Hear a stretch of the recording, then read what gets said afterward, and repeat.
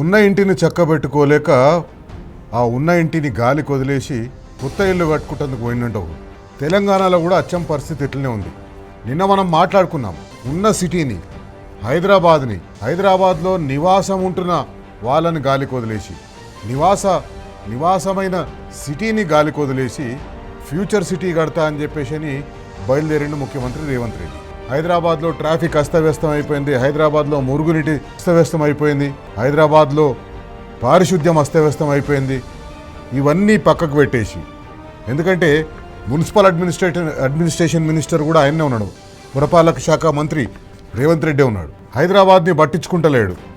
హైదరాబాద్ని పట్టించుకోవడం బంద్ చేసి కొత్త ఫ్యూచర్ సిటీ కడతా, సింగపూర్ న్యూయార్క్ లాగా సిటీని కడతా అని చెప్పేసి బయలుదేరిండు. అచ్చం అట్లనే ఆయన దగ్గరనే ఉన్న ఇంకొక శాఖ